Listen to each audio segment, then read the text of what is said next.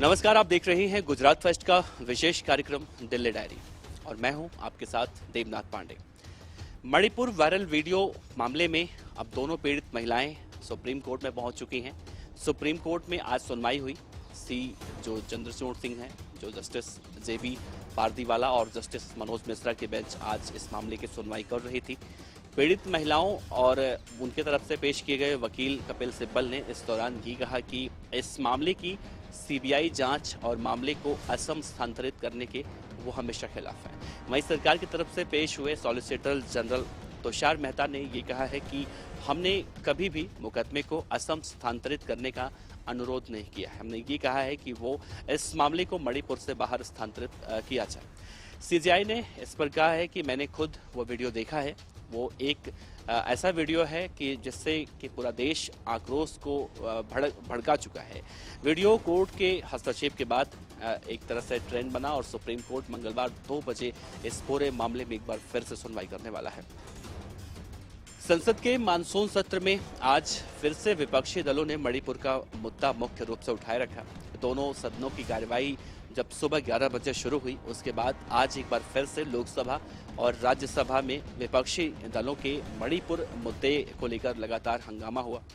इस हंगामे के चलते राज्यसभा लोकसभा की कार्यवाही कई बार दिन में स्थगित हुई। संसद में जारी हंगामे के बीच लोकसभा कल मंगलवार यानी कि 11 बजे तक स्थगित हुआ है। इस वजह से दिल्ली सर्विस बिल आज पेश नहीं हो पाया। हालांकि राज्यसभा की कार्यवाही फिर से शुरू हुई, लेकिन वहां भी काम नहीं हो पाया। इस मुद्दे पर केंद्रीय मंत्री पीयूष गोयल ने ट्वीट कर कहा कि राज्यसभा के सभापति ने मणिपुर के मुद्दे पर चर्चा के लिए इजाजत दी। हम विपक्ष से पिछले 10 दिनों से चर्चा करने के लिए अनुरोध कर रहे हैं। जिस प्रकार विपक्षी दलों का व्यवहार रहा, उससे हम पूरी तरह से चिंतित हैं। आज भी सदन के अंदर विपक्षी दलों के जो है चर्चा के लिए अनुरोध किया गया है। विपक्षी दलों की सोच कुछ और ही है। हम चर्चा करने के लिए लगातार कह रहे हैं, वो लोग चर्चा नहीं कर रहे हैं।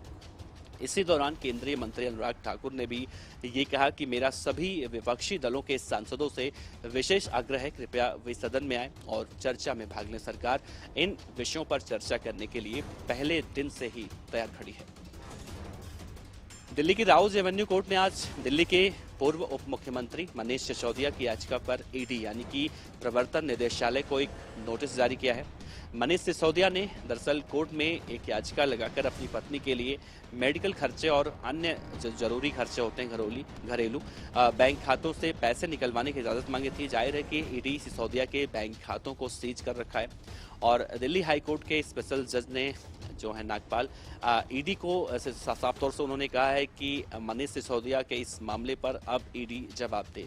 तो इस मामले में 4 अगस्त को एक बार सुनवाई होगी। मनीष सिसोदिया ने रुपए निकालने की जो इजाजत मांगी थी, क्योंकि देखा जा रहा है कि बैंक कोर्ट के लिखित आदेश के बिना मनीष सिसोदिया के परिवार को पैसे नहीं निकालने दे रहा है।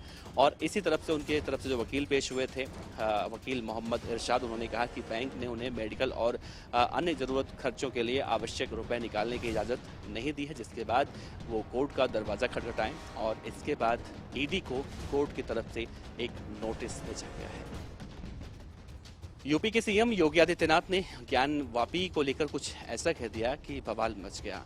दरअसल योगी आदित्यनाथ ने आज ये कहा कि अगर ज्ञानवापी को हम मस्जिद कहेंगे तो विवाद होगा।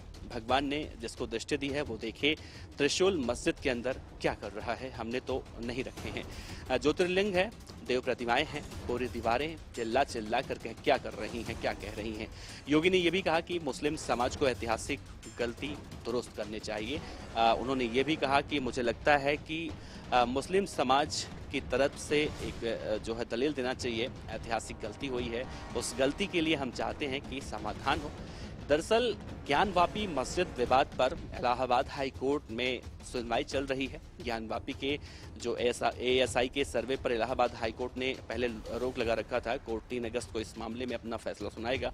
उसके बाद ये साफ होगा कि सर्वे होना है या नहीं होना है। वाराणसी की जिला कोर्ट ने ज्ञानवापी में वजू स्थल को छोड़कर पूरे परिसर का एएसआई सर्वे कराने का आदेश दिया था। 24 जुलाई को एएसआई की टीम ज्ञानवापी का सर्वे शुरू कर चुकी थी। हालांकि इस फैसले के खिलाफ मुस्लिम पक्ष सुप्रीम कोर्ट पहुंचा था। कोर्ट ने तत्काल सर्वे पर रोक लगाते हुए मुस्लिम पक्ष से हाई कोर्ट में याचिका दाखिल करने को कहा था और वहीं सुनवाई चल रही है। हरियाणा के नूंह में आज विश्व हिंदू परिषद और मातृशक्ति दुर्गा वाहिनी की तरफ से एक रैली निकाली जा रही थी, जिसके बाद एक बवाल हो गया। इस दौरान कई गाड़ियों को आग के हवाले कर दिया गया, पुलिस पर भी पथराव किया गया। इसमें कुछ लोगों के घायल होने की और एक व्यक्ति की गोली लगने से मौत की भी खबर सामने आ रही है। इसके अलावा दिखाया जा रहा है कि जो नूंह का जिला प्रशासन है, उनके आला अधिकारी स्थिति को कंट्रोल करने में पूरी तरह से लगे हुए थे। कहा तो ये भी जा रहा है कि यात्रा नूंह के नल्हड़ शिव मंदिर से फिरोजपुर झरका की तरफ रवाना हुई थी और जैसे ही ये तिरंगा पार्क के पास पहुंची, वहां एक समूह के लोग पहले से इकट्ठा थे। दोनों पक्षों के लोग आमने सामने आए, जैसे उसके बीच में तकरार हो गया और देखते ही देखते उनमें पथराव शुरू हो गया। इसकी वजह से पूरे इलाके का माहौल तनावपूर्ण हो गया। नूंह में तनावपूर्ण हालात को देखते हुए साथ लगे हरियाणा के कुछ जिले हैं पलवल, फरीदाबाद और रेवाड़ी, इन सब जगहों पर अतिरिक्त पुलिस फोर्स लगाई गई है। इस पथराव में कई पुलिसकर्मियों को चोटें आई हैं।